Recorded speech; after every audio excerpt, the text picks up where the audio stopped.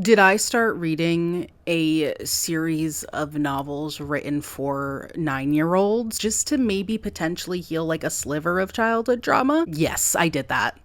Hi, hello, me again. I wanted to start this video off by saying thank you, a massive thank you. My last video did better than I ever could have imagined. My subscriber count more than doubled in a matter of days. There was even a brief bit of time where that video was getting like 100 views a minute. Yeah, it was crazy, and I'm so appreciative. I know that 1,400 subscribers is not a big number in the grand scheme of things, but it's big to me personally, and again, I really do appreciate each and every one of you. And oh my god, the comments, they were so supportive and so kind. I was overwhelmed in the very best way. That being said, I am aware I'm not the best, I don't know, YouTuber technically, but I work really hard to put, the best content out there that I'm capable of making, and those video essays take me a very long time. It's just me doing the research and the editing, and I love the process. It is so fun. I just hope I don't disappoint anybody, because putting content like that out at a rapid pace is something I'm just not capable of doing right now. Maybe one day that would be great. I'm not someone who rushes things. I never want to rush things. I'm never going to rush things. So while I'm working on a video that has spiraled absolutely out of control, it is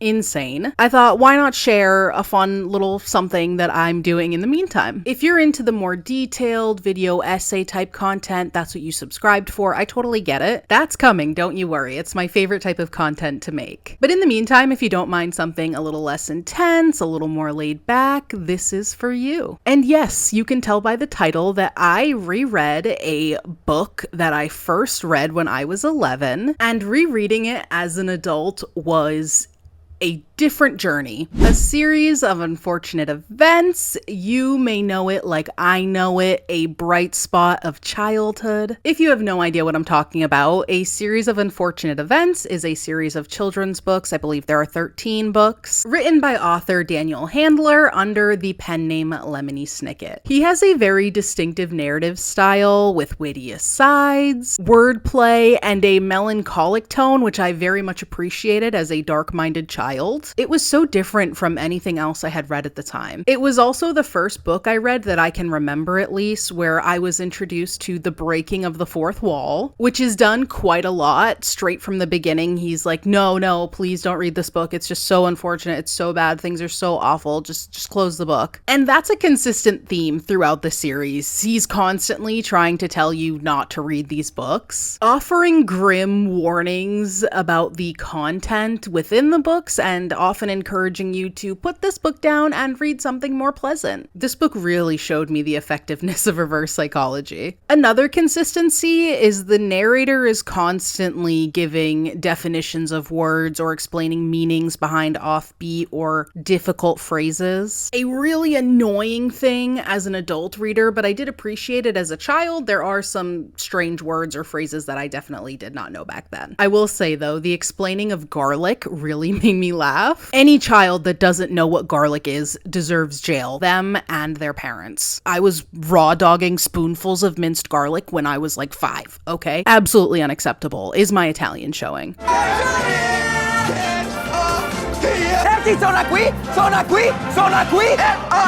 The series chronicles the Baudelaire's attempts to escape Count Olaf's clutches while uncovering the mystery surrounding their parents' deaths and a secret society known as VFD. Each book typically presents a new guardian for the children, who invariably proves to be either ineffectual or corrupt, leading to further danger and misadventures for the siblings. I read all of the books around 2006, and it was like a competition in my 6th grade class who could finish the entire series first. I was the caboose. I was so behind everybody, and I'm ultra competitive, so that did not fly with me. So of course, I just speed ran through all of these books, and I really don't recall the majority of what happened in the series. I did vaguely remember the bad beginning, the Puttanesca, the eyebrows, the eye tattoo, the whole child bride thing. I'm getting ahead of myself. Let me just start by going through the events chronologically in the book. The story begins with the Baudelaire children enjoying a foggy day at Briny Beach. The eldest, Violet Baudelaire, is an inventive genius, often tying her hair up when thinking hard about an invention. The middle child, Klaus, is a voracious reader with an encyclopedic mind. And Sunny, the baby, has a surprising penchant for biting things with her sharp teeth. Their peaceful day is shattered when Mr. Poe, a family friend, arrives with devastating news. Their parents have perished in a terrible fire that destroyed their home. And let me just say, perhaps this is an unpopular opinion, but Mr. Poe is kind of a dick. Not only did he deliver the news quite harshly, he also had the nerve to be pretentious. Perished means murder. He also, in my mind, when I'm picturing Mr. Poe, I don't remember really what he looked like in the movie, but in my head, in my mind's eye, I see Mr. Poe as that carriage driver from Corpse Bride that's like coughing himself to death. Mayhew! Silence that blasted coffin!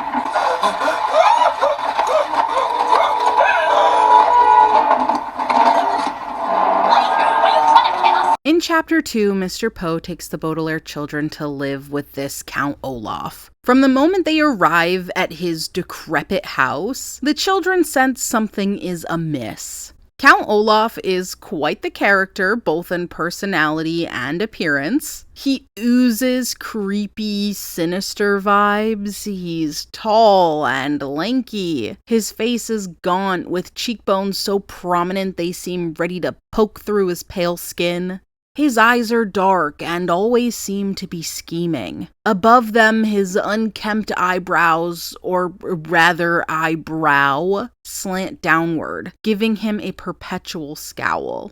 I might be merging chapters here a bit, but Count Olaf goes mask off fairly quickly, treating the children like shit right off the bat, bossing them around, telling them to go do chores and clean up the house that's already like a pigsty. Gave them one bedroom and one bed to share, but, you know, at least he gave them rocks to play with. The Baudelaire children's only hope is Mr. Poe, who they see as their lifeline to the outside world. They tell him about their dire situation during his visit, but he dismisses their complaints, insisting that Count Olaf is their rightful guardian, like the obtuse nitwit he is. Mr. Poe's inability to see through Olaf's act leaves the children feeling even more isolated and desperate.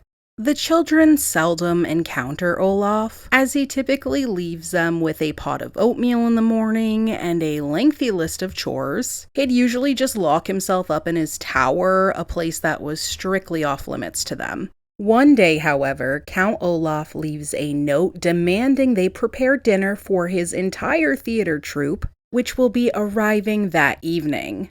These are a bunch of kids from a mansion with a fortune waiting for them when they turn 18, so, you know, they don't really know how to cook. I can't recall if Violet had, like, a Ratatouille moment and just, like, thought of the name Puttanesca and just couldn't recall the recipe, or if she had no idea what to make and then just found this recipe at Justice Strauss's house and went from there. I suppose it doesn't really matter. What matters is the kids were making Puttanesca sauce. If you've never had Puttanesca, it is delicious. It's just tomato sauce with olives, capers, anchovies sometimes, garlic. Copious amounts of garlic. The name Puttanesca literally means in the style of the prostitute. I think the theory was that the aroma was just so amazing that it just lured all of these potential clients in. Kind of like how Disney pumps out that delicious smell from their bakery on Main Street to lure you in and hypnotize you to buy a $45 cinnamon bun shaped like Mickey Mouse. But yes, Puttanesca sauce was what was on the menu. They even decided to throw in pudding for dessert because they're nice kids. But the Count was not interested. He wanted roast beef. He demanded roast beef. He didn't understand why there was not roast beef on his table in front of him. Circling back to Justice Strauss for a moment, she is a very kind judge, and the children even wondered if she'd adopt them, but quickly realized that is highly unlikely. Next best thing, though, she gives them free reign in her library.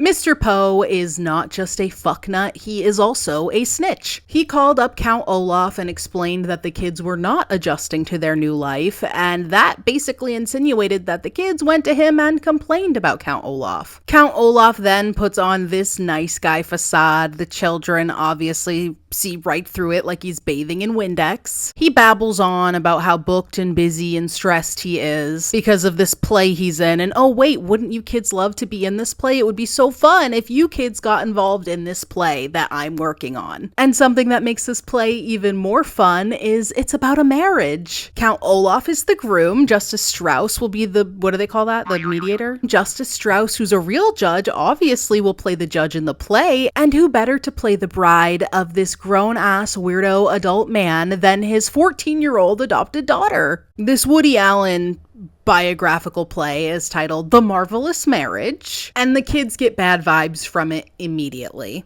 They know he must be up to something sinister, so they begin to investigate, starting at Justice Strauss's library full of law books. Klaus is reading up on inheritance law when a member from Olaf's troop tells him the Count is only keeping them around until he can get his hands on their fortune. Once Count Olaf has that, it's lights out for the kiddos. Count Olaf wants them home right away, so Klaus desperately grabs a random law book and smuggles it back home. He stays up all night reading the random book that happened to be about nuptial law, and finally figures out Count Olaf's plan.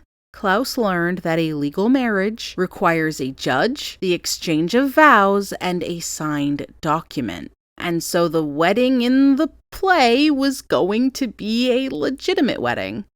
If you were saying to yourself, oh wait, I thought you said Violet was 14, 1-4. You are recalling correctly. If you are saying to yourself, well, child brides aren't legal, this can't be done, you would be wrong. If the Guardian approves in Snicketverse and, 40 US states, it is fine and legal. And the Guardian in this tale, as we know, is the groom. And the Guardian/potential groom is absolutely dead set on getting the inheritance of this 14-year-old, so culty wedding it is. Klaus confronts Count Olaf, fully expecting the Count to lose his mind, but he doesn't really react at all. Olaf denies it a bit, but then lets Klaus run off to tell Violet, and while trying to do so, they realize that Sunny is missing. Violet and Klaus demand Count Olaf tells them where their baby sister is, and Olaf proceeds to lead them to the backyard, where they see Sunny hanging in a birdcage, 30 feet in the air with her hands tied and mouth duct taped. Count Olaf explains that he'll let Sunny go when Violet marries him. Obviously, these are solutions-based children, and Violet wasn't going to marry the wretched man before exhausting all options. So it's now her turn to stay up all night, figuring out an invention to save her baby sister. She comes up with a grappling hook made out of curtain rods and ripped clothes.